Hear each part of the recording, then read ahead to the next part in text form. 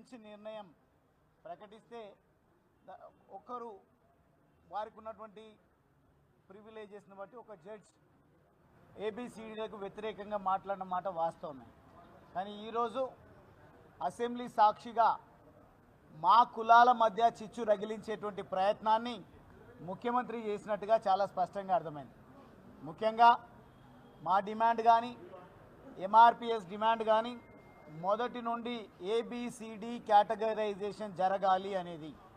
కానీ ప్రతిష్టకు వెళ్ళి ఈగోస్కు వెళ్ళి ఏబిసిడి కాదు ఏబిసితోనే ఆపేస్తామన్నట్టుగా ఏబిసిలో మళ్ళీ గతంలో సి కేటగిరీలో ఉన్నటువంటి వాళ్ళను ఏ కేటగిరీలో చేర్చి మాకు మా ఉపకులాలకు మధ్య చిచ్చు రగిలించేటువంటి ప్రయత్నమే చేస్తుంది తప్ప మేము మా కళ నెరవేరింది అనే సంతోషాన్ని వెలిబుచ్చేటువంటి అవకాశం సందర్భం వచ్చింది అని ఒక పక్క రాష్ట్రంలో ఉన్నటువంటి ఎవరు అవునన్నా కాదన్నా మా పార్టీ వర్కింగ్ ప్రెసిడెంట్ గారు కూడా మందకృష్ణ గారికి ఘనత దక్కుతుంది అని మాట్లాడితే మందకృష్ణ గారు ఈ నెల 7వ తారీఖు నాడు పూర్తి స్థాయిలో 1,00,000 డప్పులు 1000 గొంతులు అనే కార్యక్రమానికి పిలుపునిస్తే ఆ కార్యక్రమానికి కూడా అనుమతి ఇవ్వకపోవడంలో ఆంతర్యమేందో మనం కూడా అర్థం చేసుకోవాల్సినటువంటి అవసరం ఉంది.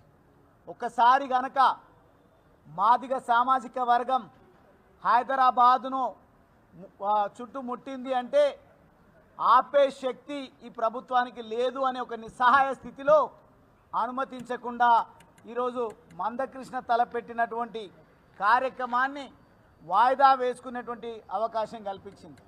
కానీ హక్కులను కాలరాసేది ప్రభుత్వంలో ఉన్న పెద్దలకు అలవాటు అయ్యిందేమో ఇప్పుడు. కానీ కోర్టులున్నాయి, వ్యవస్థ ఉంది.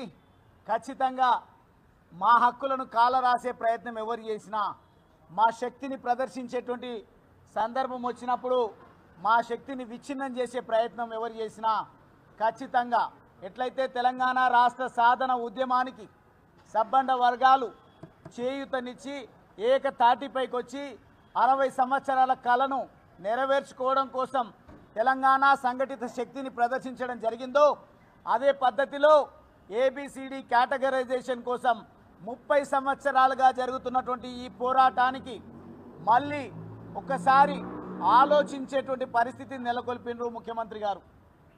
ఈరోజు ఇంతకుముందు చాలా స్పష్టంగా పెద్దలు మాట్లాడినారు, మా పార్టీలో కూడా పెద్దలు మాట్లాడడం జరిగింది.